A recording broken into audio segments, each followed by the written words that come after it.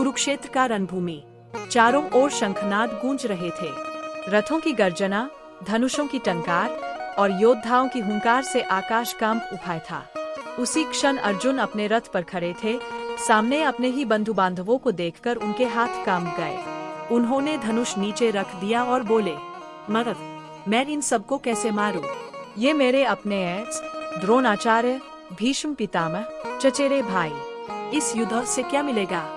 केवल विनाश। श्री कृष्ण मुस्कुराए। उनका स्वर शांत था परंतु गूंजता हुआ। पार्थ, जो जन्मा है वह मरेगा और जो मरा है वह फिर जन्म लेगा। आत्मा कभी न जन्म लेती है न मरती है। यह तो केवल शरीर बदलती है, जैसे मनुष्य पुराने वस्त्र त्याग कर नए पहनता है। अर्जुन ने आश्चर्य से पूछा, क्या आत्मा सच में अमर है केशव?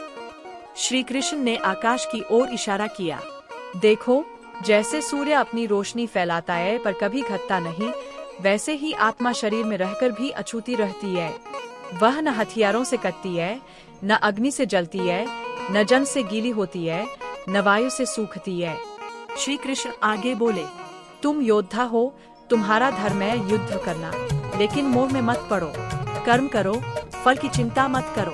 जो आत्मज्ञानी है वह सुख दुख, लाभ हानि, जय पराजय में समान रहता है। अर्जुन की आंखों में अब दृढ़ निश्चय था। उन्होंने श्री कृष्ण की ओर देखा और कहा, मधुसूदन, अब मेरा मोह नष्ट हो गया है। मैंने आत्मा का स्वरूप जान लिया है। मैं अपने धर्म का पालन करूंगा।